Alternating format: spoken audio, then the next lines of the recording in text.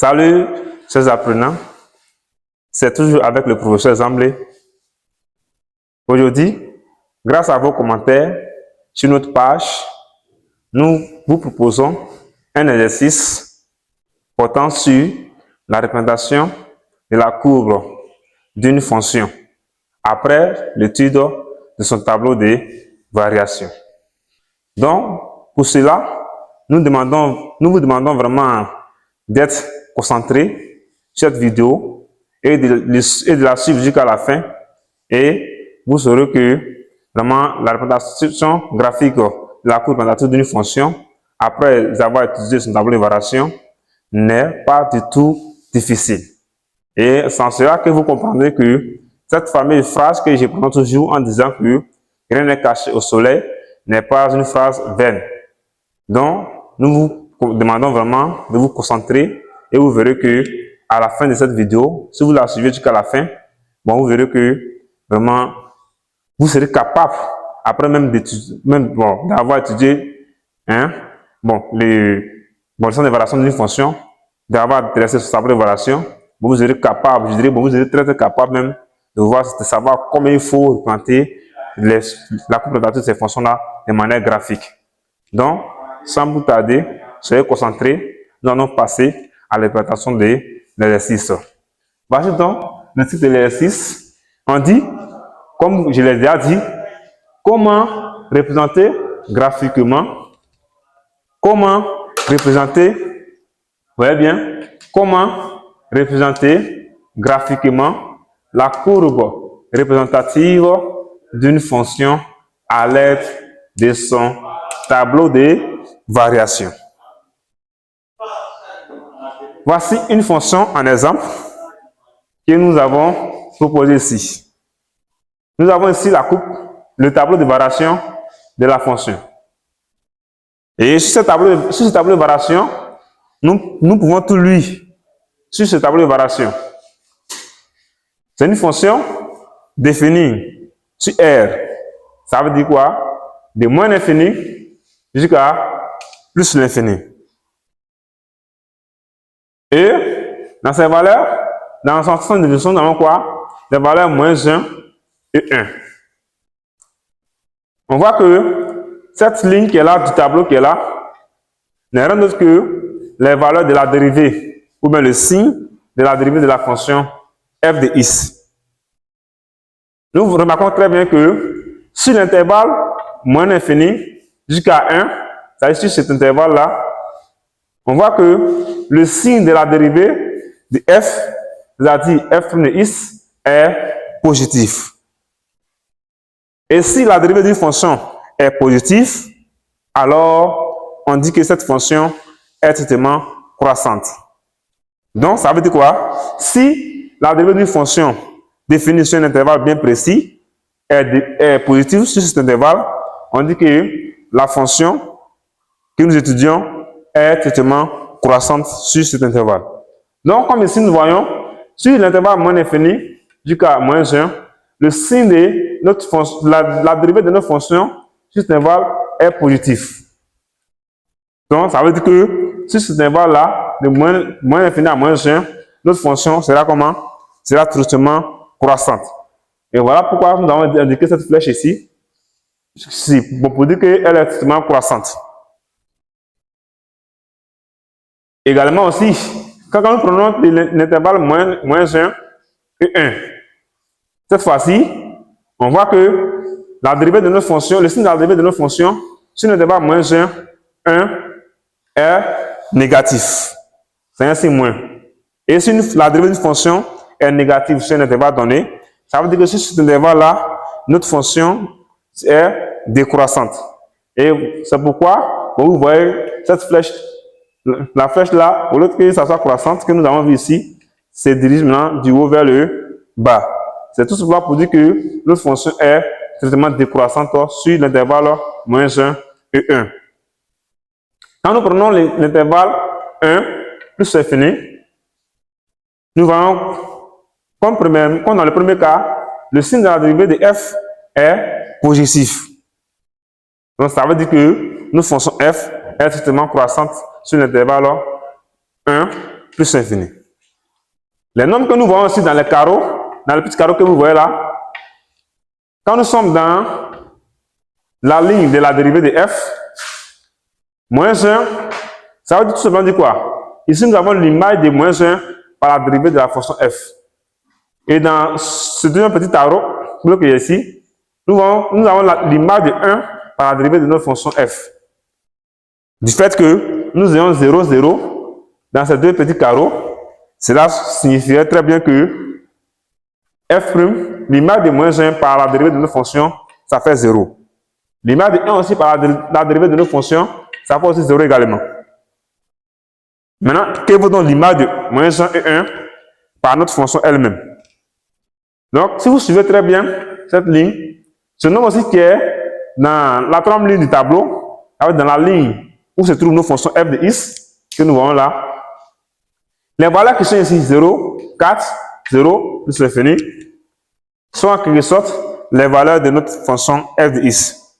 Et ces valeurs-là ne sont rien que l'image des 4 nombres que nous avons mis ici dans la première ligne, comme les valeurs de x. En réalité, c'est ça. Si vous remarquez très bien, nous avons comme valeur de x ici, x peut prendre moins l'infini, moins 1, 1, plus l'infini. 4 valeurs. Et quand nous regardons ici, nous avons f de x aussi qui peut prendre combien de valeurs? 0, 4, et on a dit 1, 2, 3, 4. Donc, à chaque valeur de x, on associe une valeur ou bien une image dans la fonction f de x. Et en réalité, ces nombres qui sont ici, dans la ligne de la fonction f de x, nous voyons quoi ici?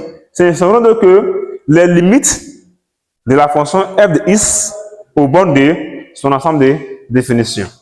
Quand je regarde très bien ici, je suis en moins l'infini. Je descends jusqu'à 0 ici. Vous voyez?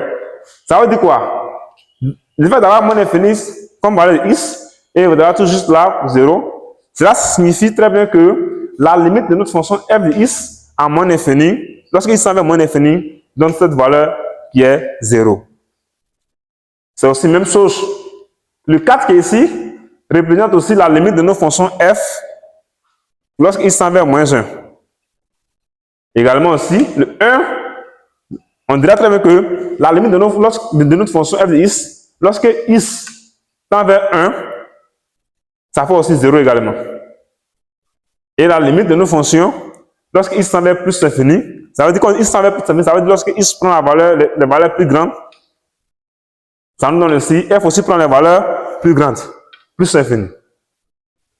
Maintenant, comment construire la courbe relative de notre fonction à l'aide du tableau de variation? C'est là la question du jour. Donc, soyez concentrés, vous verrez que ce n'est même pas difficile du tout. Nous avons deux points. On a le point d'abscisse, moins 1, et le point d'abscisse, 1. Le point d'abscisse, moins 1, abscisse moins 1, pourquoi? Tout simplement parce que moins 1 se trouve sur la ligne des 6.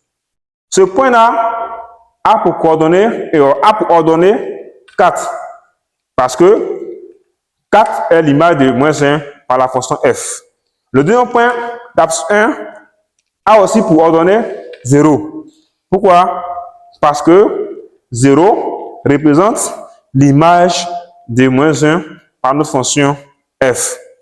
Donc, bien avant de construire la courbe relative de la fonction, il faut donc d'abord placer sur le graphique, ça veut dire sur le repère que nous voyons ici, les points de coordonnées, abscisse moins 1, ordonnée 4, abscisse 1, ordonnée 0. Donc, il faut juste prendre la peine de placer d'abord ces points. Donc, sans tarder, nous allons placer les points que nous avons ici et vous verrez que ce n'est pas du tout difficile. On va d'abord placer le point de coordonnées moins 1 et 4.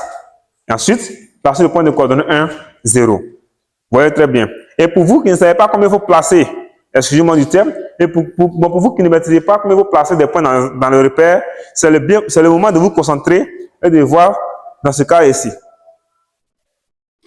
Si on prend le point d'abscisse moins 1, d'ordonnée 4, ça peut être un point A, par exemple, comme ça, mais je ne vais pas marquer sur la figure ici, dans le repère ici, le point A.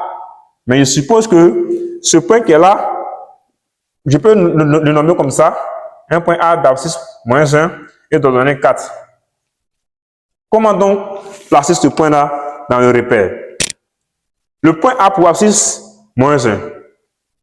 Voici l'axe des abscisses. L'axe horizontal. Voici l'axe ordonné. L'axe vertical. L'abscisse de ce point est moins 1. Donc, qu'est-ce qu'il fait?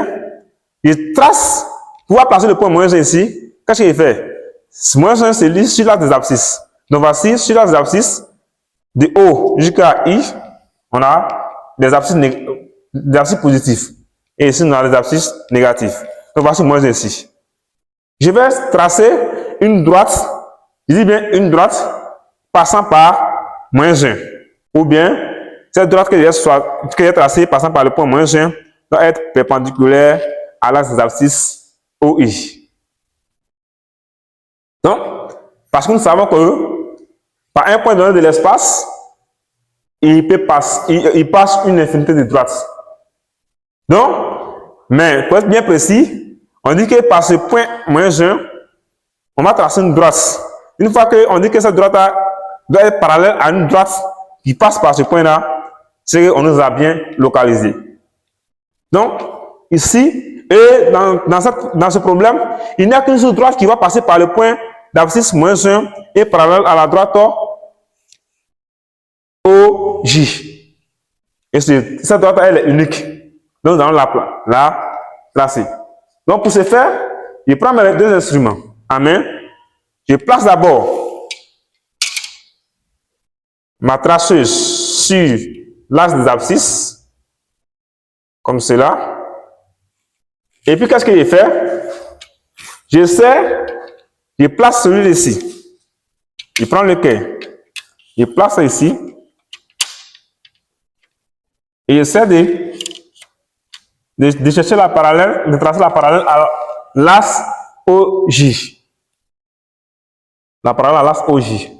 Comme ça, je vois si c'est bien droit. Ouais. Et je glisse. Je maintiens la traceuse. Je glisse mon équerre. Je glisse mon équerre jusqu'au point d'abscisse précisé. Comme cela. Et qu'est-ce qu'il fait? Cette droite, je ne vais pas la tracer en ligne pleine. Je vais faire ça en pointillé. Je vais faire ça en pointillé. Voilà. Si j'ai fini de faire ça en pointillé, voici donc la droite en question. Et ici, en pointillé. Maintenant, pour voir maintenant l'ordonnée de ce point A. L'ordonnée de ce point A, c'est 4. L'image de moins 1, c'est 4. Comment je vais faire? Je vais aussi tracer de même une droite passant par l'ordonnée 4. Et cette fois-ci, cette droite doit être aussi parallèle à l'axe des abscisses. Donc, comment je vais faire cela? Ou bien, cette droite doit être perpendiculaire à l'axe des ordonnées, tout simplement. Donc, je vais prendre toujours ma traceuse, mais je vais tracer une droite. C'est-à-dire que cette droite soit perpendiculaire à l'axe des ordonnées. Donc, comment je vais faire? Je vais placer ici. Je place la traceuse là. Oui, très bien. Sur l'axe des ordonnées.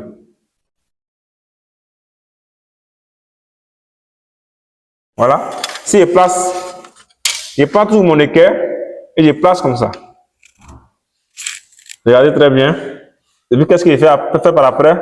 Je glisse en maintenant très bien ma traceuse. En maintenant très bien la traceuse jusqu'au point 4. Et puis après, je dépose la traceuse et je joins les deux points là. Je viens en tirer en pointillé comme ça. Donc, cette droite là, vous allez voir que elle est perpendiculaire ici, celle-là aussi. Maintenant, c'est où maintenant où va se positionner dans mon point A de coordonnées moins 1, 4. Le point A maintenant ce ne sera rien d'autre que le point d'intersection de ces deux droites que je viens de tracer. où ces deux droites se coupent, c'est en ce point-là. Le point d'intersection sont de ces deux droites. Donc, c'est ici que j'aurai mon point A. Également de même, je vais essayer de construire le point, un point B par exemple, de coordonnées 1, 0. Un point B par exemple, que j'appelle B, son abscisse c'est 1, son ordonnée c'est f de 1, qui fait 0. 0 ici. Là, c'est le point le plus facile à placer. Pourquoi? Parce que l'ordonnée ici est 0. Nous savons que tout point qui ont pour ordonnée 0 doit forcément se trouver sur l'axe des abscisses. Maintenant ici, ce point-là a pour abscisse 1. Comme son ordonnée est 0, il sait tout simplement que ce point-là doit se trouver sur l'axe des abscisses. Mais où? Et c'est son abscisse qui va m'indiquer sa position. Je vois que son abscisse c'est 1. Quand il vient sur l'axe des abscisses, il lit, c'est où il peut lire 1. C'est moins 2, moins 1. Bon. Il sait que de là à là, ça fait 1. C'est à ce point-là. Donc, c'est ici, le point B se trouve. Comment dire le deuxième point? C'est ici, il y a le point B. Ici, il y a le point A. Comme c'est la coupe relative d'une fonction qu'il veut donner, ce n'était pas à pouvoir venir placer le point, mais c'est pour vous expliquer comment ça se passe. Donc, voilà pourquoi je n'ai pas nommé, bon, je n'ai pas mis le point A ici et puis le point B ici. Mais c'est pour vous orienter un peu, comme il faut placer les points qui sont ici d'abord sur le graphique. Ici, une chose aussi très importante à savoir. Les abscisses, nous avons les abscisses moins 1, 1. Est-ce que moins 1 et 1 sont les abscisses, bon, sont tous nos abscisses que nous devons avoir? Nous avons moins l'infini et plus l'infini. Ici, je me place ici en point 0. Lorsque je me place en point 0 comme ça, regardez bien, tous les nombres qui viennent à ma droite sont des nombres positifs et qui croient de 0, 1 jusqu'à plus l'infini. Donc ça veut dire que lorsque x devient grand, x peut prendre les valeurs de 0, 1, 2, 3, 4, 5. On ne va pas s'arrêter à 5. Cette flèche-là indique que nous allons jusqu'à plus l'infini. Ici aussi également, on ne va pas venir ici sur cet axe-là pour nous limiter seulement que à moins 5. Donc cette flèche-là, ça va jusqu'à... Voilà pourquoi on a mis remis, sinon ça continue jusqu'à moins l'infini. Vous voyez très bien. Donc ça continue jusqu'à moins l'infini. Sur l'axe des ordonnées aussi également. Puisque aussi, nous pouvons avoir modèle d'infini là-bas. Ça va aussi, la partie négative, 0, moins 1, moins 2, moins 3, ça va aussi jusqu'à moins l'infini. Ici également, puisque c'est la région des ordonnées positives, ça va aussi jusqu'à plus l'infini. Donc, voici ce que nous avons ici. Maintenant, on va essayer de voir, à travers la courbe représentative de nos fonctions, s'il n'y a pas des asymptotes. Voici les premières choses à savoir, avant de pouvoir donner la courbe représentative de nos fonctions f. Donc, sur ce, je peux donc me permettre d'enlever les gradations que j'ai fait ici, pour pouvoir positionner les points A et B. Je peux les enlever toutes légèrement, comme ça. Je sais que mon point A se retrouve là. Donc, qu'est-ce que je fais? J'analyse d'abord dans le tableau, est-ce qu'il n'y a pas d'asymptote à tracer? Ça peut être une asymptote horizontale comme verticale. Il regarde en moins l'infini. Je vous ai très bien dit que cette valeur qui est ici 0 n'est rien d'autre que la limite de la fonction f de x en moins l'infini. Nous voyons que la limite de f de x en moins l'infini non 0. Donc ça veut tout simplement dire quoi? La droite d'équation y égale à 0, c'est une asymptote horizontale à la courbe f en moins l'infini. Il est bien en moins l'infini. Pourquoi? Parce que x tend vers moins l'infini. Donc, pourquoi ce n'est pas une asymptote verticale? À ne pas confondre. Si nous avons par exemple la limite d'une fonction, dans notre cas c'est f de x qui tend, lorsqu'il tend vers moins l'infini, f de x ça donne 0. En réalité, cette limite 0, ce n'est rien d'autre que l'image de moins infini par la fonction f. Mais, par habitude de langage, comme on ne peut pas écrire f de moins infini, voilà pourquoi nous écrivons sous forme de limite. En réalité, les calculs de limite, ce ne sont que les calculs de l'image. Donc, cette droite-là a pour équation y égale à 0. Vous voyez? Toutes les droites qui ont pour équation y égale à une constante, y égale à 0, y égale à une constante, ce sont les droites dans le plan, dans le repère O et J qui sont horizontales. Et la seule et unique droite dans notre repère ici, qui a pour équation y égale à 0, n'est rien d'autre que l'axe des abscisses. Ça veut dire la droite OI. C'est cette droite-là. Pourquoi? Parce que elle coupe l'axe des ordonnées au point 0. Là, pour dire que c'est la droite d'équation y égale à 0. Si la droite d'équation y égale à 1, un exemple, la droite avait passé au point 1 sur l'axe ordonnée. Vous voyez que ça n'allait pas être la droite OI. Donc, on a une asymptote. Et cette asymptote est déjà là. Si c'est une droite d'équation y égale à 0, c'est un autre que l'axe des abscisses. Ok. Mais, l'asymptote là, c'est où ça? C'est en moins infini. Donc, ça ne peut pas être. Nous avons dit quoi? Que si nous quittons là jusqu'à ici, ça veut dire nous tendons vers moins infini. Si nous quittons là jusqu'à là, ça sera plus l'infini. Donc, je vois que de moins infini, ma courbe fait quoi? De moins infini jusqu'à moins 1. Voici, moins infini, ça quitte ici. On ne sait pas où est ses limites. Donc, on va, mais dans nos cas ici, bon, nous sommes seulement limités selon la droite contenue. Donc, on quitte là, on va jusqu'à moins 1 ici. Ça veut dire, moins infini jusqu'à moins 1, quelle est la lutte de nos courbes? On voit que nos courbes quittent de 0 jusqu'à 4. Quand on dit 0, c'est où ça? 0, c'est le 6. Et il vous a très bien dit que les éléments de la troisième ligne du tableau, c'est lui sur la désordonnée. Donc jusqu'à 4. Vous voyez? Bon, vous allez voir pourquoi il est important. Il est évidemment important de passer les points de coordonnées moins 1, 4 et 1, 0.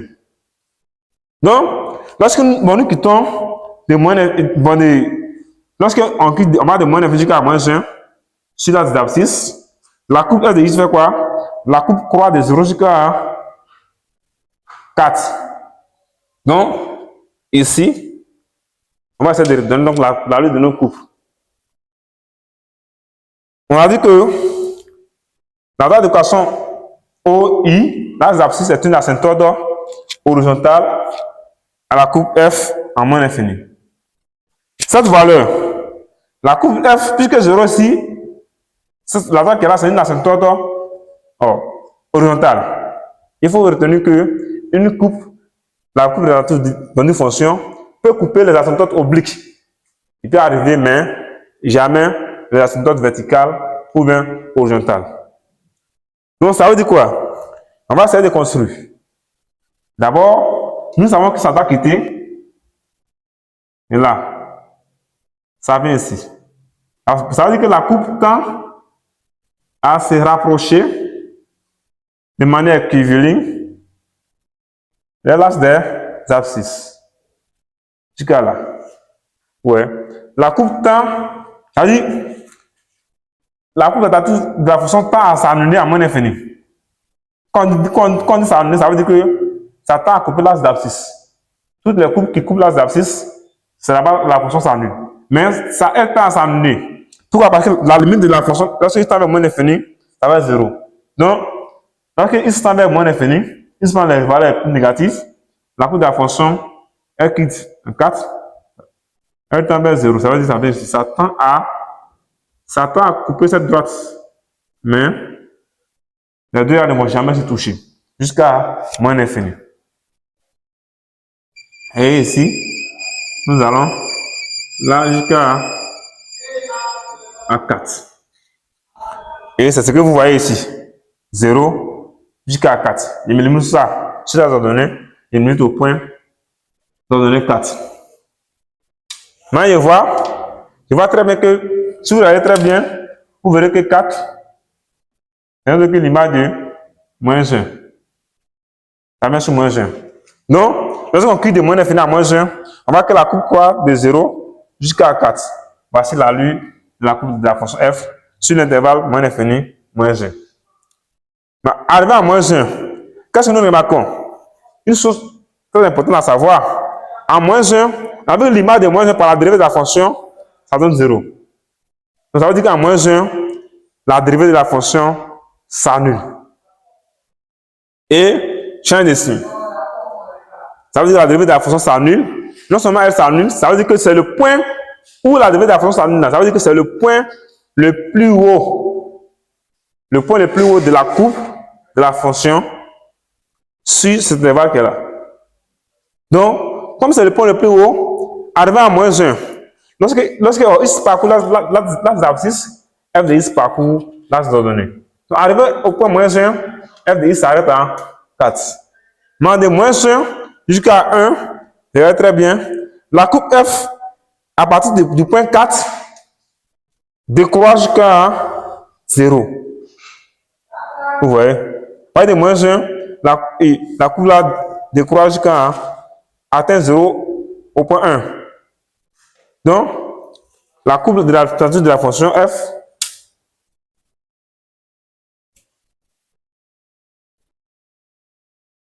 décroît de 4, c'est-à-dire moins 1 à 1, f décroît de 4, où est 1? Ouais, moins 1 va sur 1 ici. Donc, la courbe f décroît légèrement et vient jusqu'au point moins 1 ici. Maintenant, nous sommes à savoir, est-ce que 1, c'est une asymptote verticale? À 1, on n'a pas d'asymptote verticale. Donc, le courbe de matrice de la fonction va maintenant décroître. Va décroître comme ça, comme ça, comme ça, jusqu'à ici. Arrivé à 1, lorsque x arrive à 1, la courbe de la fonction vient jusqu'à temps à s'annuler. Et lorsqu'elle arrive, une fois que la courbe atteint l'axe d'abscisse, ça veut dire qu'elle s'est annulée. Non, à ce point. Maintenant, de moins 1, de 1 jusqu'à plus infini, lorsqu'il devient très grand, la courbe de la fonction f fait quoi? Quitte en ce point 0, ça veut dire quitte ici, et monte maintenant. Voilà, elle croît jusqu'à plus infini. Voici plus infini ici.